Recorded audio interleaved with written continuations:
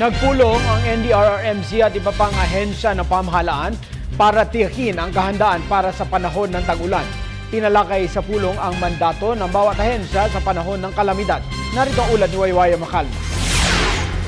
Isang araw matapos ideklara ng Pag-asa na opisyal nang pumasok ang tag-ulan sa bansa, pinulong ng National Disaster Risk Reduction and Management Council ang kanilang member councils upang siguruhin ang kanilang kahandaan sa panahon ng kalamidad. Ito ay pinangunahan ni Defense Secretary Voltaire Gasmin.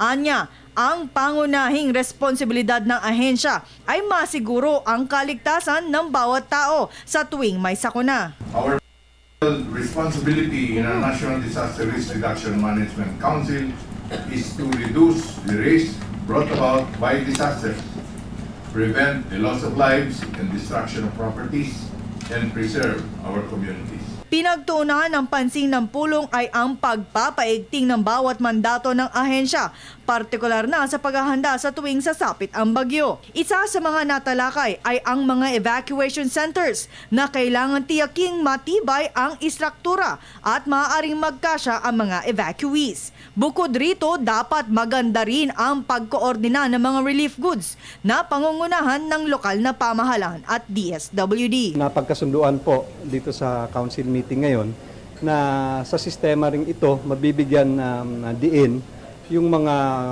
responsibilidad at mga gawain ng ating tinatawag na mga vice chair ng National Disaster Risk Reduction Management Council. Kung itatanong po natin sino itong mga vice chair nato, ito po yung mga cabinet secretaries na sila po ang lead agencies doon sa tinatawag nating 4 thematic areas, yung sa disaster prevention and mitigation. Lalo na ngayong panahon ng tag-ulan na kung saan inaasahang 18 bagyo. Ang ilan dito ay malalakas na ating aasahan para sa taong ito. Kaya naman pinaghandaan na ito ng DOST Pag-asa upang makapagbigay ang ahensya ng sapat na babala sa bawat sakunang darating, kagaya ng mga storm surge at kung gaano kalakas at kataas ang inaasahan sa tuwing may bagyo.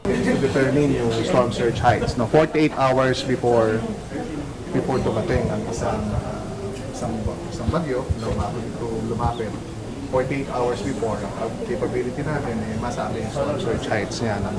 Susunod na dyan nga, masasabi na rin natin kung gaano kalayo ang aabutin doon sa loob. But it will take some time kasi ginagawa pa natin yung mga inundation maps ng storm surge inundation maps para sa buong bansa. Bukod sa kahandaan sa tag-ulan, pinag-usapan rin sa pulong ang iba pang klase ng kalamidad na posibleng tumama sa bansa para sa taong ito.